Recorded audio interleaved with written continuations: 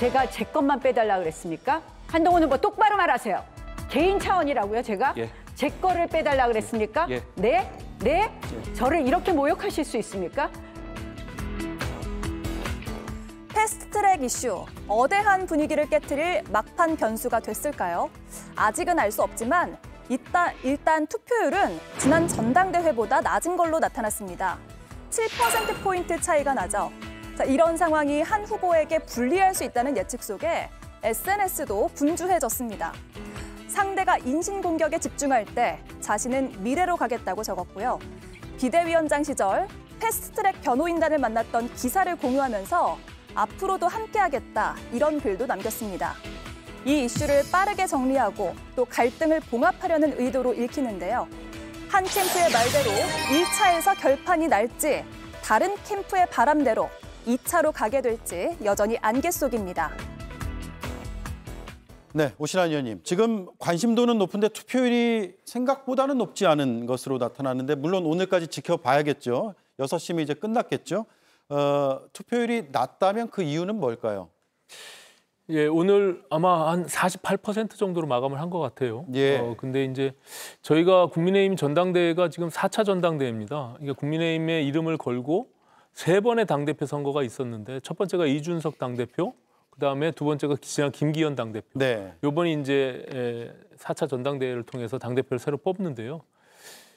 김기현 당대표 체제 때 그때 한 55.1%로 굉장히 높은 투표율이 나왔어요. 근데 그 이전에 이준석 대표 때는 45.3%.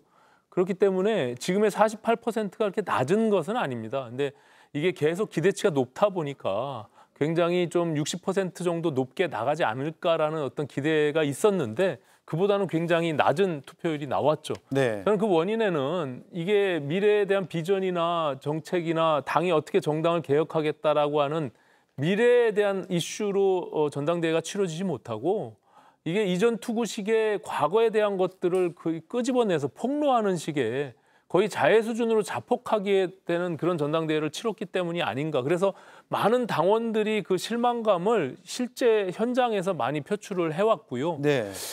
또 한 가지 측면은 과거에 김기현 당대표 체제 때는 이게 50% 득표를 안 하게 되면 결선 투표를 가니까 총선을 앞두고 그 당시에 굉장히 많은 국회의원들과 당협위원장들이 투표 동료들을 굉장히 조직표들을 투표 동료에 많이 동원했던 측면이 있습니다. 그런데 지금의 경우는 그런 것들이 많이 이제 좀 희석돼 있는 그런 네. 측면이 있어서 투표율이 좀 낮은 것은 사실이나 그럼에도 불구하고 과거에 전당대회 때 20% 30%대에 있었던 그런 투표율에 비해서는 굉장히 높은 측면이 있다 이렇게 보여집니다. 네.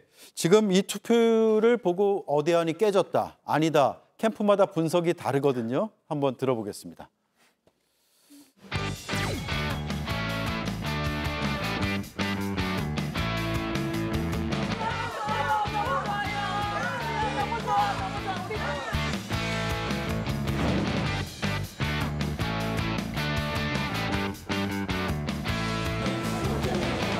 맛있게들 드십시오.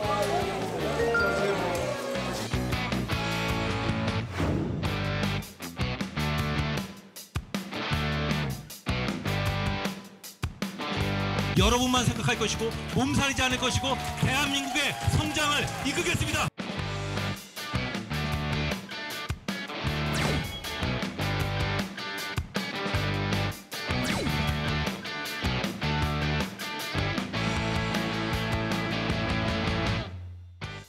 네. 지금 나경원 후보 캠프에서는 높은 지지율이 나올수록 한동훈 후보에게 유리하다고 했었는데 그렇지 않지 않느냐 이렇게 주장을 하고 있고요. 반대로 한동훈 후보 캠프에서는 대세를 바꿀 만한 수준의 그런 의혹 제기, 그러니까 패스트트랙 논란이죠. 그런 논란은 아니다 이렇게 주장을 하고 있습니다. 서영주 의원님, 네. 곁에서 보시기에 이 판세는 지금 누구한테 유리하게 돌아가고 있는 것 같으세요? 판세는 아무래도 한동훈 후보한테 유리하게 돌아가는 것 같아요. 그 어대안의 균열을 초창기에 깨지 못했습니다. 그러니까 여러 가지 공격 들어왔잖아요. 예. 처음에 배신자론, 총선 책임론, 그다음에 색깔론, 사법 리스크. 그다음에 나중에 이제 이거는 한동훈 후보가 했지만 공천 공소 취소 논란의 부분에 있어서의 마지막 이제 리스크가 있었는데 이게 어디에는 흔들만한 이슈로 작용하지 못했다고 저는 객관적으로 판단하고요. 네. 각 캠프에서 지금 얘기하는 거는 본인들 유리하게 당연히 하죠. 예. 근데 저는 그 오신환 의원님의 이 분석에 동의하는 것들이 투표율이 낮지 않습니다. 그러니까 그 투표 방식을 이 단순한 수치를 보면 안 되고요. 투표 방식을 봐야 돼요. 그러니까 이준석 대표 할 때는 그때는 국민 여론조사가 높았어요. 아마 7대3으로 알고요. 그다음에 당시 민심이다 하면서 당원 100%로 왔어요. 그랬죠. 이번에 8대2로 갔습니다. 그러니까 7대3으로 할 때 결국에는 당원들이 집중도가 높을수록 투표율은 높아요. 근데 말하자면 국민들은요. 이번 선거를 보면서 국민 여론조사가 들어가면요. 투표율은 참여율이 낮을 수밖에 없습니다. 네. 그래서 그 전체적인 그것까지 상관관계를 봤을 때는 48% 자체가요. 낮지 않다. 낮지 않다. 그렇기 때문에 이거를 낮게 보면서 이게 여대안이 흔들린다는 어떤 그런 논거는 살짝은 좀 틀린 분석인 것 같아서요. 예. 전체적인 흐름 자체는 여대안이 깨지지 않았다라고 저는 개인적으로 판단합니다. 네. 저희도 그래서 흔들 물음표를 달았습니다. 김보혜 위원님. 예. 서영주 위원님은 이 공소 취소 부탁 발언이 크게 영향을 못 미칠 거다라고 했는데 같은 생각이세요? 예, 비슷한 생각입니다. 한동훈 후보가 바로 다음날 사과를 했잖아요. 그거는 진화를 한 거고 그 뒤에도 논란이 계속 이어지니까 더 이상 얘기하지 않겠다라고 했죠. 그렇게 한 이유는 이 사안이 가진 폭발성을 알기 때문일 겁니다.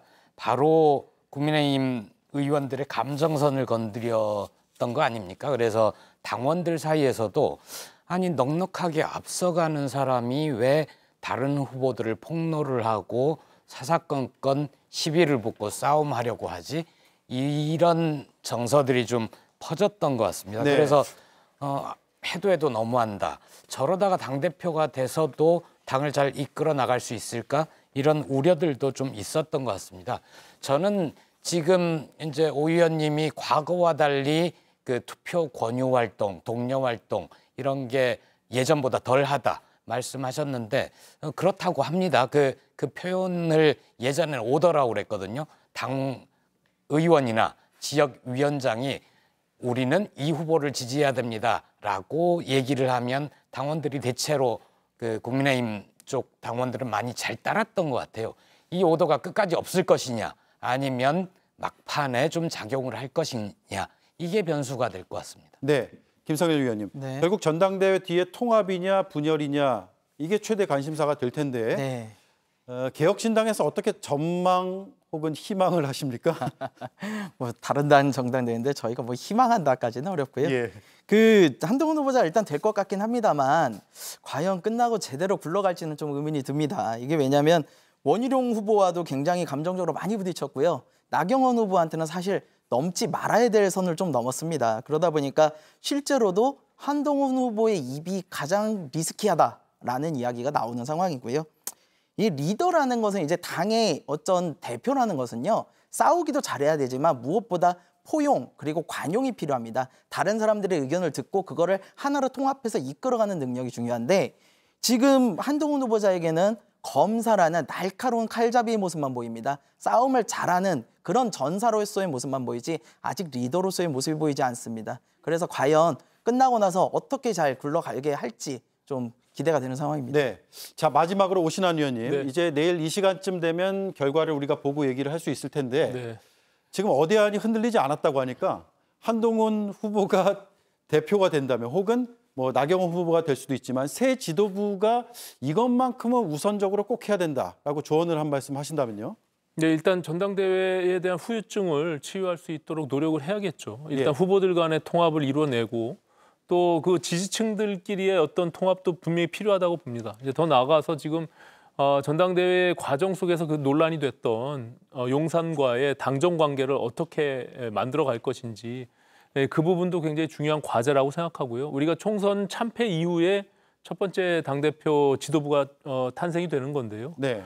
그 의미를 다시 되새기고 정말 국민들의 눈높이에 맞게끔 민심을 우리가 어떻게 받들어 갈 것인지 정당을 어떻게 변화시킬 건지 이런 부분들에 대한 지도부의 노력이 필요하다 저는 이렇게 생각합니다. 알겠습니다. 네, 드디어 내일인데요. 뚜껑을 열어봐야겠죠. 네 분 말씀 감사드리고 이제 새로운 지도부 체제의 얘기를 다음번엔 할 수 있을 것 같습니다. 다음 시간에 또 뵙겠습니다. 고맙습니다. 감사합니다.